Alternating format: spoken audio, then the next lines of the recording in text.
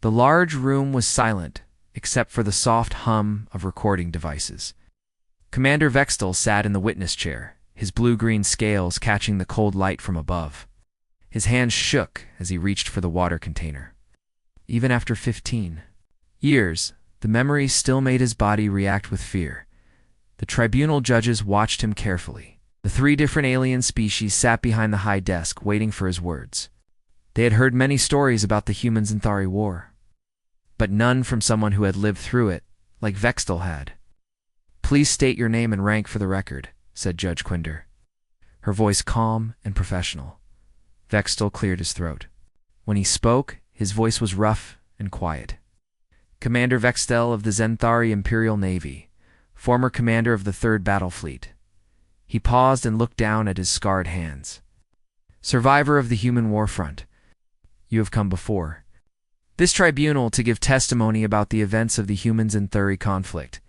Is this correct?" "Yes." Vextel's yellow eyes looked up at the judges. "I need to tell you what really happened. What the humans did to us. What they are capable of doing." Judge Quinder nodded. "Please begin your account from the beginning. How did first contact with humanity occur?" Vextel took a deep breath. The memories came flooding back, clear as if they had happened yesterday instead of decades ago. 15 years ago, the Xenthari Empire was the greatest power in this part of the galaxy. We controlled 47 star systems. Our fleets numbered in the thousands. We had conquered or absorbed every species we had ever met. His voice grew stronger as he spoke of his people's former glory. For 1,000 years, no one had been able to stand against us. He paused and drank some water. We thought we were the apex predators of space. We thought nothing could challenge us. Then we detected the human ships. The room remained perfectly quiet. Everyone knew this story was important, but few had heard it from someone who was actually there. At first, we were curious. The humans came from a small blue planet called Earth. Their ships were primitive compared to ours. Simple metal constructs with basic fusion drives. No energy shields, no plasma weapons. They used chemical explosives and metal projectiles. Vextel almost smiled, but it was not a happy expression. We thought they were thousands of years behind us in technology. Our scientists studied their transmissions. The humans seemed to be explorers, looking for new worlds to settle their people. They sent messages of peace and friendship to any species they encountered. They offered trade agreements and cultural exchanges. Judge Quinder leaned forward slightly. "How did the Xenthari leadership respond to these overtures?" We laughed. The words came out bitter and harsh. Emperor Zethanel and his advisors thought the humans were weak, pathetic. They talked about peace when they should have been showing strength. In Xenthari culture, only the strong survive. We believed that any species that led with offers of friendship instead of displays of power was prey, not predator. Vextel stood up from his chair and walked to the window. Ships from dozens of different worlds flew through the space around the tribunal station. We decided the humans would make excellent slaves. Their technology was primitive, but they seemed intelligent enough to be useful. We thought it would be easy. The Emperor sent 3 battle fleets to human space. Not to negotiate, not to trade, to conquer. He turned back to face the judges. I was second in command of the operation under Admiral Crick's volume. We had 600 ships and 2 million soldiers. We thought that was more than enough. "What was your target?" asked one of the other judges. "The human colony ships." Intelligence reports showed that humans were sending their families to settle new worlds. Slow, defenseless transport vessels filled with civilians. Women, children, elderly people. The Emperor thought that if we captured or destroyed these ships, humans would surrender immediately rather than lose their helpless ones. Vextel sat back down, his movements slow and tired. We were so wrong about everything. The first attack happened in the Kepler system. 3 human colony ships were approaching a planet they wanted to settle. Each ship carried 50,000 humans. Our scouts reported that they had minimal weapons and no military escorts. Admiral Crick's volume ordered a standard capture operation. We surrounded the colony ships and demanded their surrender. Told them they were now property of the Xenthari Empire. We expected them to give up immediately. The commander's voice grew quieter. Instead, they asked us to wait while they held a vote? A vote? Judge Quinder looked confused. The humans wanted to vote on whether to surrender or fight, their families watching, with their children listening. They actually debated the pros and cons like it was a business decision. Vextel shook his head. He thought they were insane. What was the result of this vote? They voted to fight? Vextal's voice was barely above a whisper now. 50,000 civilians in each ship, including babies and grandparents, or they voted to fight 600 Xenthari warships. At first, we still thought they were just being stupid. The colony ships started moving in strange patterns, broadcasting music and what seemed like farewell messages to each other. Our tactical officers were confused because the humans were not running away or trying to hide.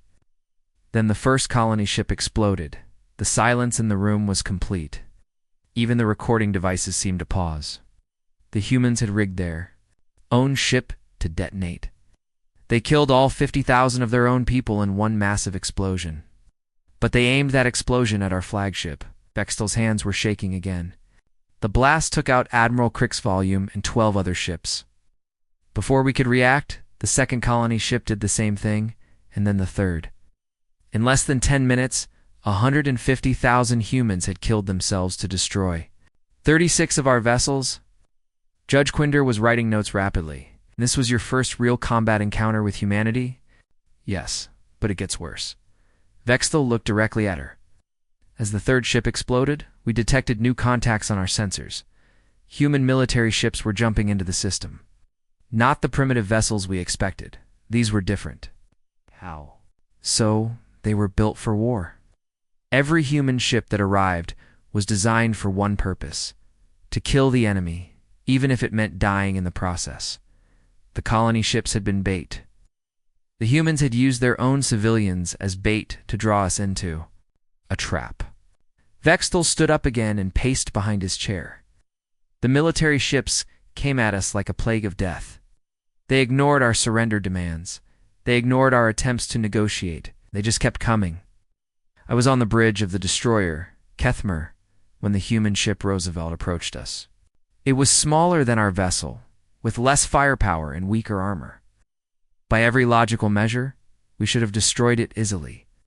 Instead, Captain Jake Morrison of the Roosevelt broadcast a message on all frequencies.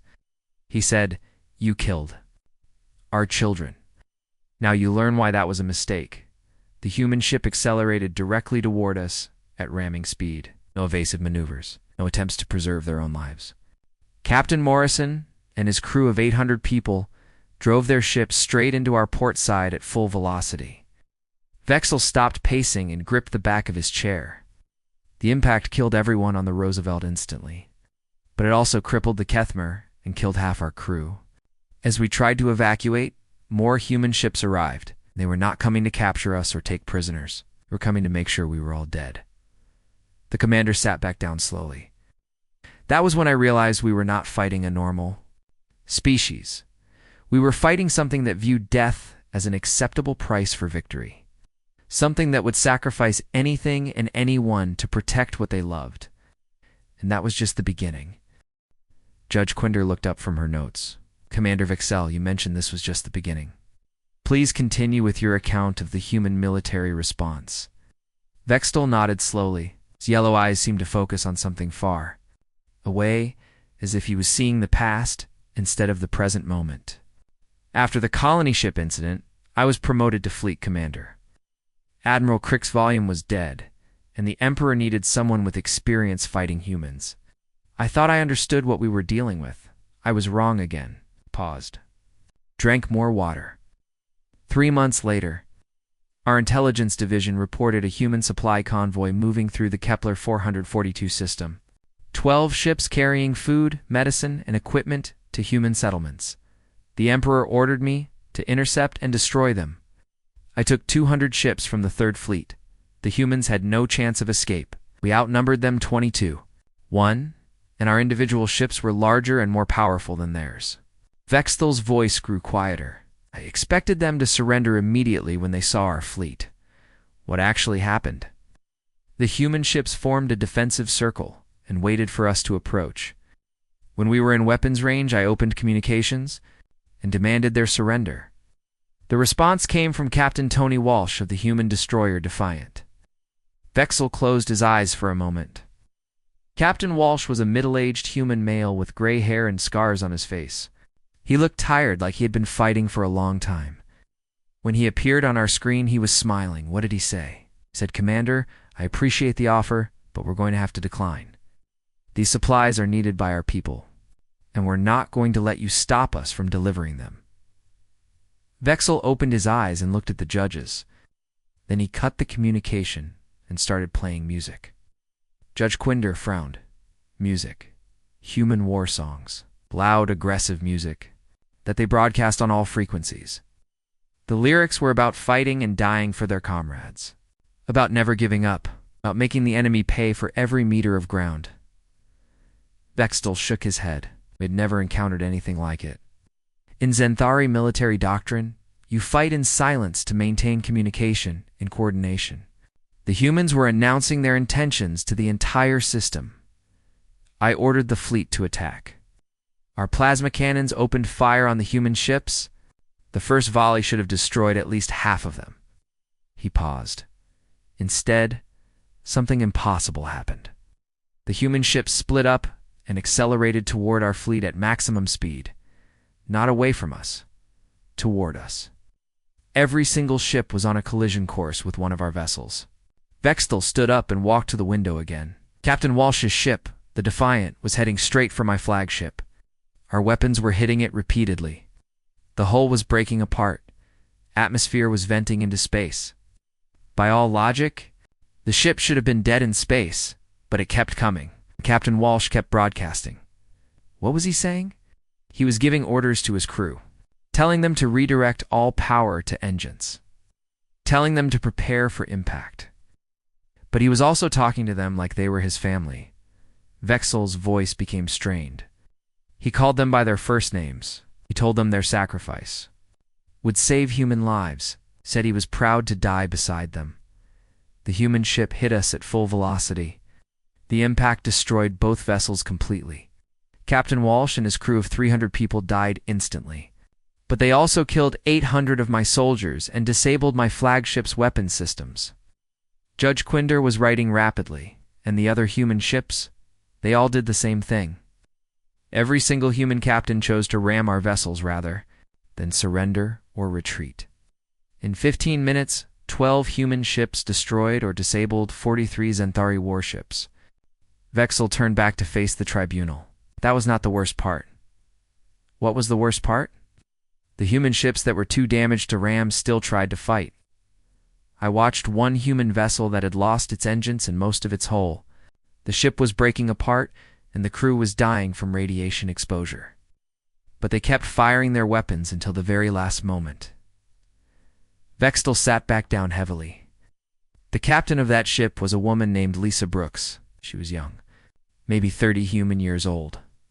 Her ship was called the Mercy, and it was carrying medical supplies for a human colony. When her ship was crippled, Captain Brooks sent a message to the surviving human vessels. She told them to complete the mission, to deliver the supplies no matter what happened to her. He paused. Then she aimed her ship at one of our cruisers and overloaded the reactor. The explosion from the Mercy destroyed the cruiser and damaged 2 other ships. Captain Brooks and her crew of 200 people chose to die rather than let us capture their medical supplies. The room was silent except for the sound of Judge Quinder's stylus on her writing pad. Commander Vexel, in your military training, had you ever encountered tactics like these? Never. In Zenthari warfare, the goal is to defeat the enemy while preserving your own forces. Suicide attacks are considered wasteful and illogical. A dead soldier cannot fight in the next battle. Vexel's hands were shaking again.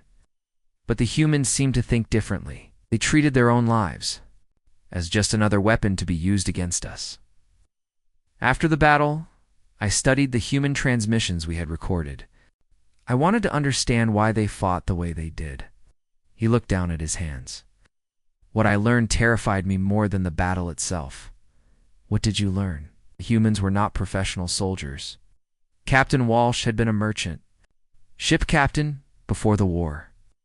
Captain Brooks was a medical transport pilot. Most of the crew members were civilians who had volunteered to fight when the war started. Vexel's voice grew very quiet. They were not trained killers. They were ordinary people who had decided to die rather than let us hurt their friends and families. I found recordings of their final messages. Captain Walsh had sent a video to his wife and children. Back on Earth, he told them he loved them and that he was sorry he would not be coming home. But he said he hoped his sacrifice would keep them safe. Captain Brooks had recorded a message for her younger sister.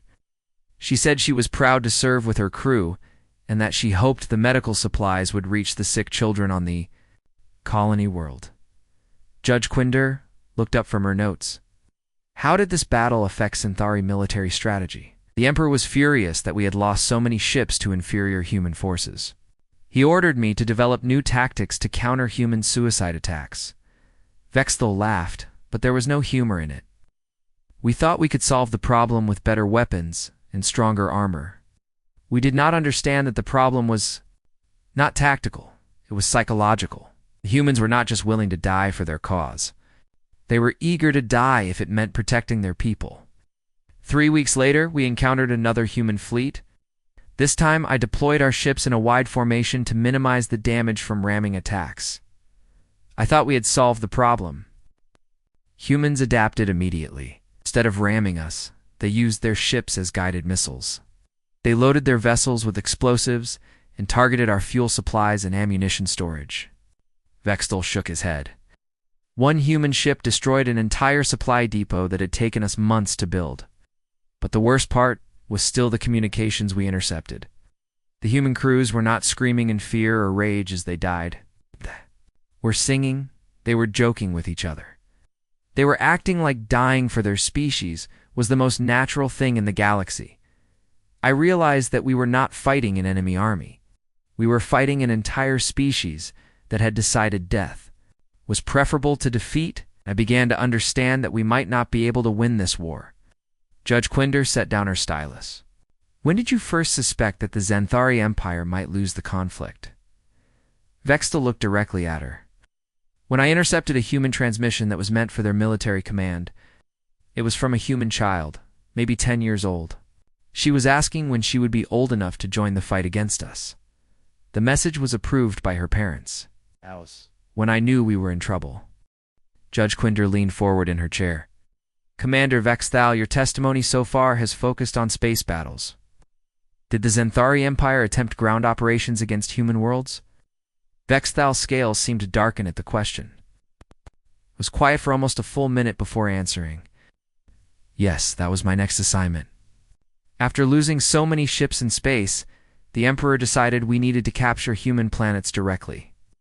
He thought that once we controlled their worlds, the humans would have to surrender. Was given command of the ground invasion of Xerion 7, a human colony world with about 2 million people. Intelligence reports said it was lightly defended. The humans had only a few thousand soldiers and basic defensive positions. He paused. We brought 50,000 Xanthari Marines, and the best equipment our empire could provide. Initial assessment of the human defenses. Pathetic. The word came out harsh and bitter. The human military bases were simple, concrete structures with minimal armor. Their weapons were primitive chemical projectiles. Soldiers wore basic cloth uniforms with metal plates for protection. Compared to our plasma weapons and energy shields, they looked like children playing war games. Vexthal stood up and walked slowly around his chair. The first phase of the invasion went exactly as planned. Our dropships landed outside the main human city. Our Marines advanced in formation and captured the military bases within 6 hours. The human soldiers retreated or surrendered by nightfall. We controlled all the major population centers. I sent a message to the Emperor that Xerion 7 was secured. I thought the campaign was over. He stopped walking and gripped the back of his chair. I had never been more wrong about anything in my life. What happened next? The real war began. The humans we had defeated were not the real enemy. They were just the beginning. Vexel's voice grew very quiet. The next morning, my supply convoy was attacked by human civilians using homemade explosives. Farmers and shopkeepers and teachers, fighting like trained soldiers. At first, we thought it was just a few angry civilians. We increased security and continued our occupation. But the attacks kept happening. Every day, more humans joined the resistance. And they were not following any military tactics we understood. Judge Quinder made a note. Can you describe these tactics? They used children as messengers because we would not suspect them. They hid weapons in schools and hospitals because they knew we would avoid damaging those buildings. They turned every piece of technology into a weapon. Vextel's hands were shaking again. I found 12-year-old human children making explosives in hidden workshops. But the worst part was how they coordinated. We never found their command structure because they did not have one. Every human civilian seemed to know exactly what to do without being told. They shared information through coded messages in their entertainment broadcasts. They used their children's games to pass military intelligence. How did your forces respond to this resistance? We tried to fight them like a normal enemy. We set up checkpoints and patrol schedules. We arrested suspected rebels and searched their homes for weapons. Ixtal sat back down heavily. Nothing worked. For every human we captured, 2 more appeared. For every weapon we found, they built 3 more. I realized we were not fighting an army. We were fighting an entire population that had decided to resist us, no matter what the cost. Can you give us a specific example? Vexel closed his eyes and was silent for a moment. There was a human settlement called Pine Ridge, about 20,000 people, mostly families with children. We needed to secure the area because it was near our main supply route. When we arrived, the human mayor met us at the town entrance. His name was Dan Cooper, and he was an older man, maybe 60 years old. He seemed friendly and cooperative. He offered to help us establish our base and said his people would not cause trouble. We set up our command post in the center of town. Mayor Cooper brought us food and offered to provide local workers to help with construction. For 2 weeks, everything was peaceful. Then our patrols started disappearing. Judge Quinder looked up from her writing. Is disappearing? At first, just 1 or 2 soldiers would not return from routine missions. We found their equipment, but no bodies, no signs of fighting. They just vanished. Vextel's voice became strained. We increased patrol sizes and added more security. It did not help. Within a month, we had lost over 300 Marines. The humans in Pine Ridge continued to act friendly and helpful during the day, but at night, our soldiers kept disappearing. Finally, we discovered what was happening. The entire town was working together. The children were watching our movements and reporting to their parents. The adults were using the town's underground tunnels to move around without being seen.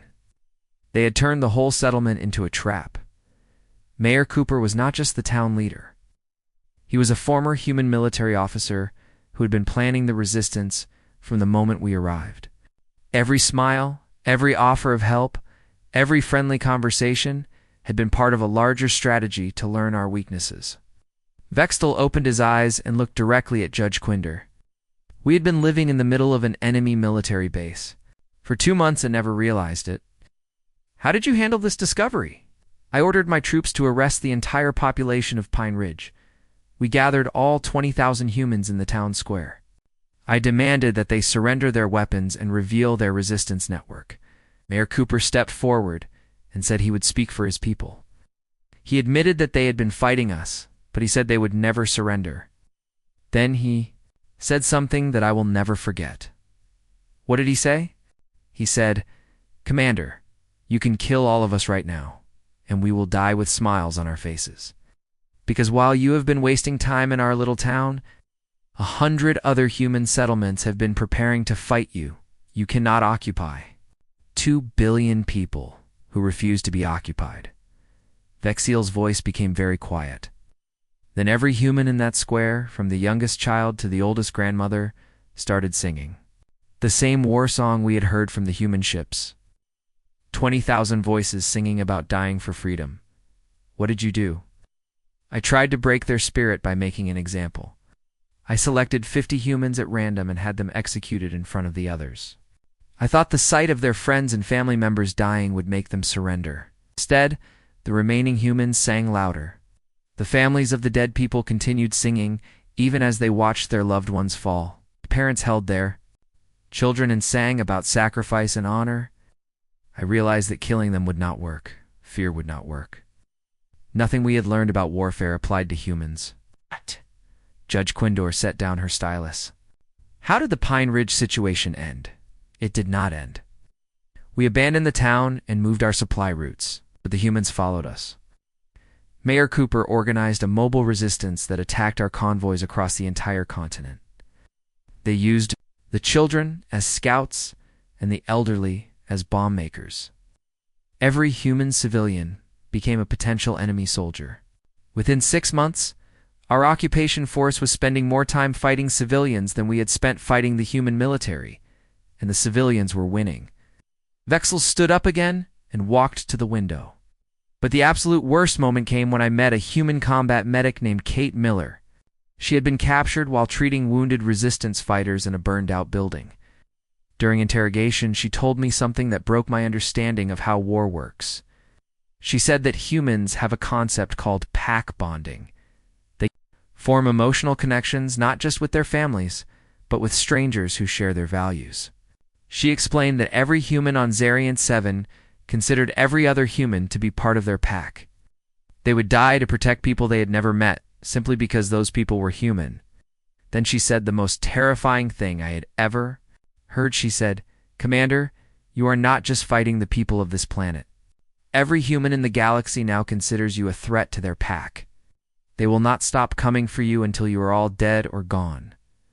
That was when I understood that we had not invaded a planet. We declared war on an entire species that thought like a single, massive family, and we were losing. Judge Quinder looked at her notes, and then back at Commander Vextel. "Your testimony describes the early stages of the war. When did the tide begin to turn in humanity's favor?"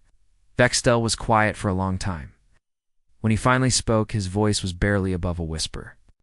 1 year after the war began, everything changed. The humans stopped just defending themselves. They started hunting us. Can you be more specific? I was recalled to the Zenthari homeworld of Kethfer for an emergency meeting with Emperor Zethanol. Our intelligence division had discovered something that terrified the entire military command. He paused and drank water with shaking hands. The humans had been studying us. In what way? They had captured some of our technology and weapons during the early battles. We expected them to try copying our designs, but they did something else entirely. They improved them. Vextel's voice grew stronger as he continued. Human scientists had taken our plasma weapons and made them more efficient. They had studied our ship armor and found ways to penetrate it. That was not the worst part. Worst part was how fast they did it. Technology that had taken our empire centuries to develop, the humans mastered in months. Judge Quinder frowned. How is this possible? We learned later that humans have something they call reverse engineering. When they find new technology, they do not just copy it. They take it apart, understand how it works, and then build something better. Vextel stood up and began pacing again. Dr. Ellen Price, a human scientist, had been studying Zenthari biology from captured soldiers. She developed biological weapons specifically designed to target our species. Viruses that could kill Zenthari, but were harmless to humans. Chemical compounds that disrupted our nervous systems. She turned our own biology against us. The Emperor was furious. He ordered our military to capture Dr. Price and execute her as a war criminal. But when our special forces reached her laboratory, they found something unexpected. What did they find? She was not hiding. She was waiting for them, and she was not alone. Vextel stopped pacing and gripped his chair. Dr. Price had been working with a human military officer named Colonel Sam Hayes. Together, they had turned her research facility into a trap. The building was filled with her biological weapons in aerosol form. When our soldiers entered, they were exposed to compounds that made them sick and confused. But that was just the beginning. Dr. Price broadcast a message to our strike team. She told them that she had already shared her research with human scientists across the galaxy. She said that killing her would not stop the biological weapons program. It would only make the humans angry. Then she gave our soldiers a choice. They could surrender and be treated as prisoners of war, or they could try to fight their way out and die from the biological weapons. Judge Quinder looked up from her writing. What did your soldiers choose? Half of them surrendered immediately. The other half tried to fight and died within minutes. Vextel's voice became very quiet. But Dr. Price did something that confused our entire military command. She treated the prisoners well. She gave them medical care and proper food. She even allowed them to send messages to their families. Why did this confuse you? Because it showed that humans could be merciful to their enemies while simultaneously developing weapons to destroy them. We could not understand how they could be kind and ruthless at the same time.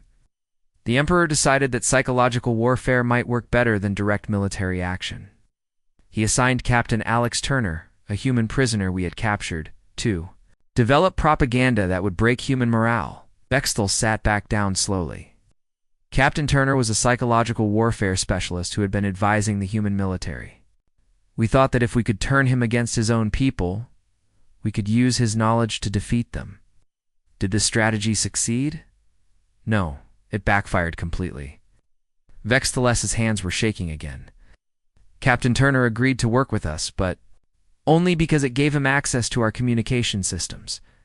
He used our own equipment to broadcast human war songs and propaganda across Xenthari space. He played recordings of human children singing, messages from human families telling their soldiers to keep fighting, stories about human heroes who had died saving their comrades. Vextel's voice cracked. The broadcasts were not meant to break human morale. They were meant to break ours. That worked. Our soldiers started having doubts about the war. They began asking why we were fighting humans who seemed to love each other so much. Some of our troops even started refusing orders to attack human civilian targets. Captain Turner had turned our own psychological warfare against us. Judge Quindar made several notes before asking her next question. When did you realize that the Xenthari Empire might actually lose the war? When the humans attacked our homeworld. The words came out flat and emotionless. I was commanding the defense of Kethfer when the human fleet arrived. We had 800 ships protecting our most important planet. The humans brought only 200. We thought we had a significant advantage. Our ships were still larger and more powerful than theirs. Our defense platforms had been upgraded with new weapons. We were confident that we could repel their attack. But the humans did not try to destroy our fleet. They did something much worse. What did they do? They liberated our slaves. Vextel's voice became very quiet. For 1,000 years, the Xenthari Empire had conquered other species and forced them to work for us. We had millions of slave workers on our homeworld, building our ships and maintaining our cities. The humans had been secretly communicating with these slave populations for months. They had taught them how to build weapons and coordinate attacks. When the human fleet arrived, it was not just an invasion.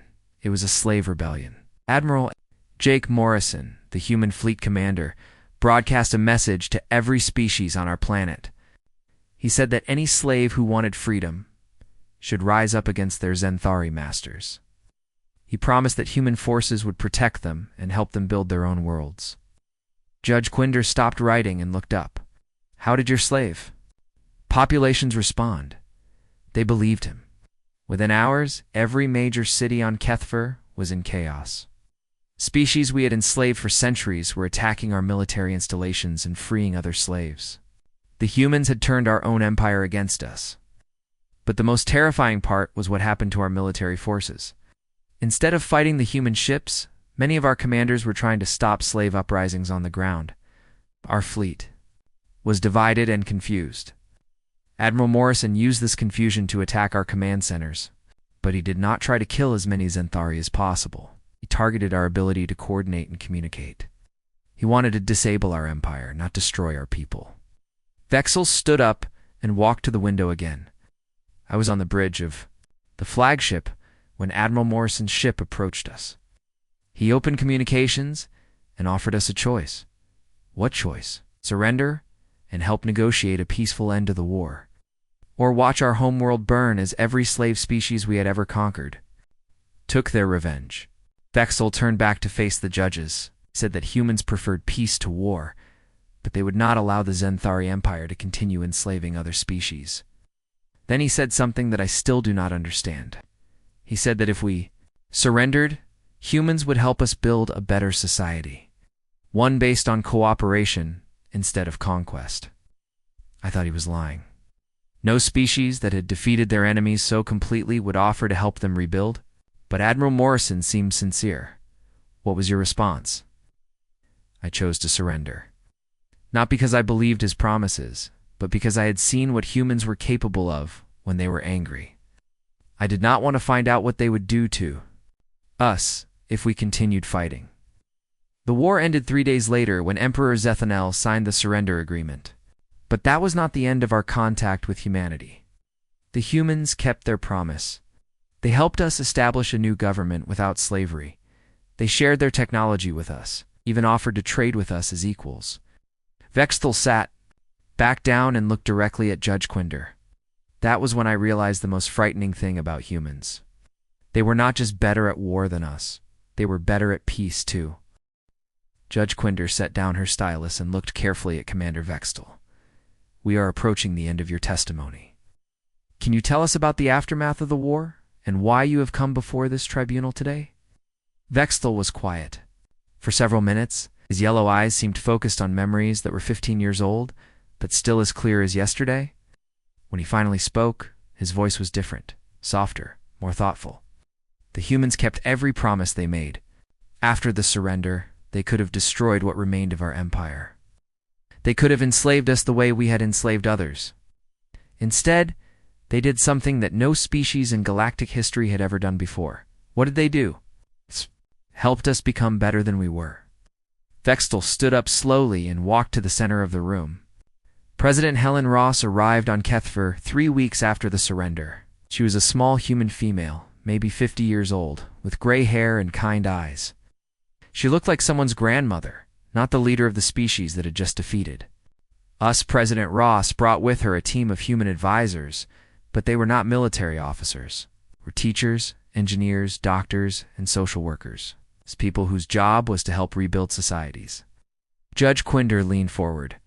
How did your people react to this? They were suspicious at first.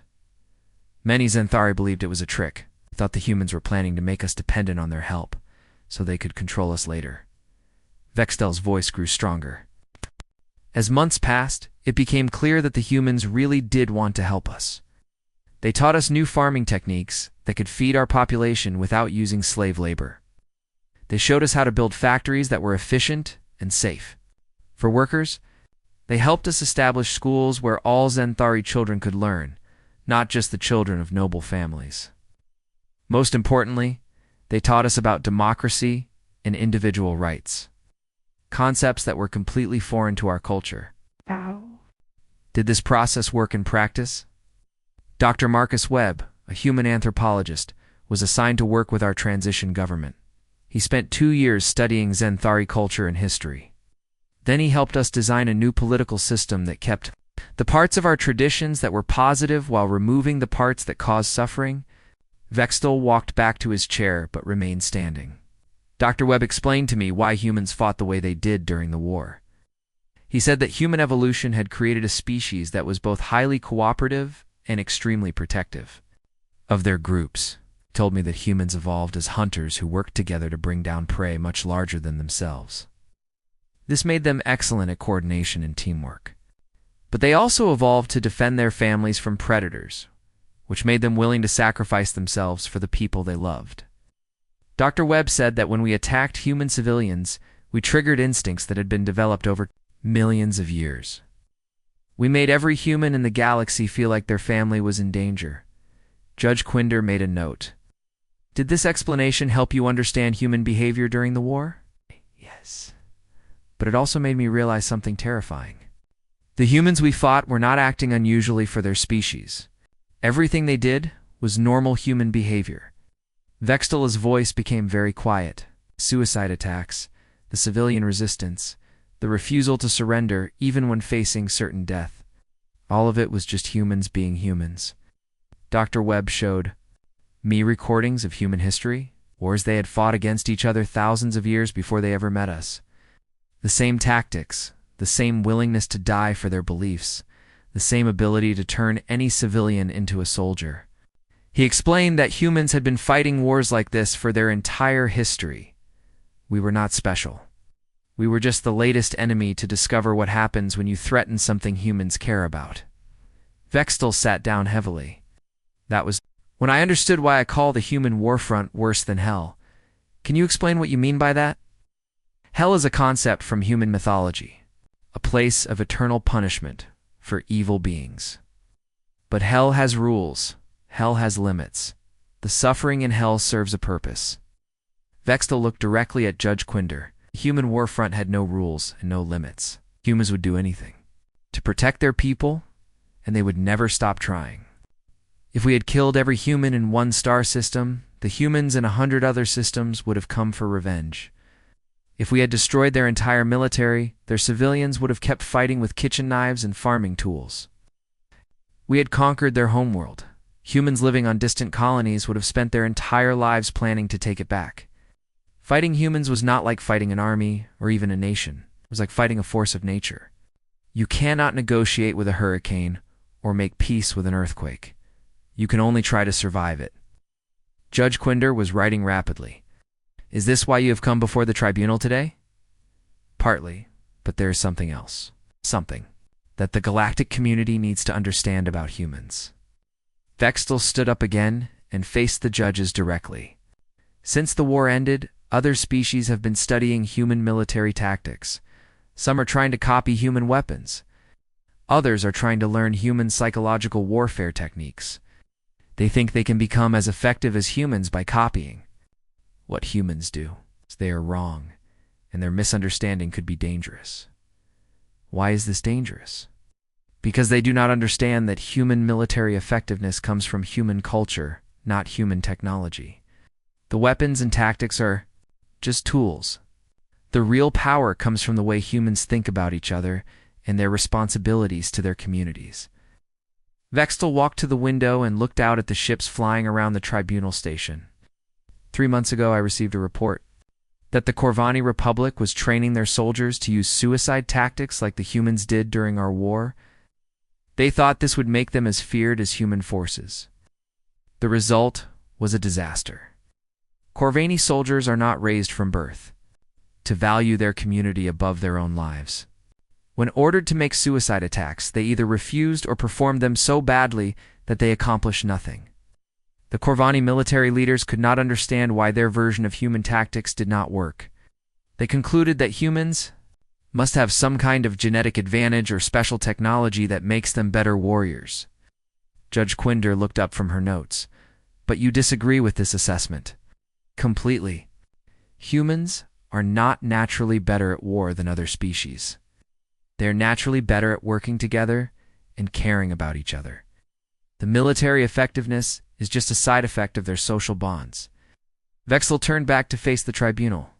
Dr. Webb explained this to me using human families as an example. He said that human parents will instinctively risk their lives to protect their children. Human children will work for years to take care of their elderly parents. Brothers and sisters will sacrifice their own opportunities to help each other succeed. This kind of behavior exists in some form among most species, but humans extend it far beyond their biological families. They form emotional bonds with friends, neighbors, and even strangers who share their values. They call this extended family a pack or a tribe or a nation. When we attacked human civilians, we threatened their pack. Every human military response was just the result of millions of individuals deciding to protect their extended family. What is your warning to the galactic community? Do not try to fight humans the way we did. Do not attack their civilians or threaten their families. Do not assume that because they offer peace, they are weak. His voice became very serious. But most importantly, do not try to become like humans by copying their military tactics. You cannot be as effective as humans at war unless you are also as effective as humans at love. And if you could become that good at loving your people, you would not want to fight wars in the first place. Judge Quinder set down her stylus. Commander Vextel, do you have any final statement for this tribunal? Vextel was quiet for a long moment. Yes, I want the galactic community to understand that humans are the most dangerous species we have ever encountered. Not because they are evil or violent, but because they are good. They will do terrible things to protect the people they care about, and they care about everyone. The human war front was worse than hell because it was run by people who thought they were doing the right thing. And they were right. That is both the most terrifying and the most hopeful thing I have ever learned. The room was completely silent as Commander Vextel sat back down. His testimony was complete, but his words would be remembered by every species that heard them. The humans had not just won a war, they had changed how the galaxy thought about warfare, peace, and what it meant to be civilized.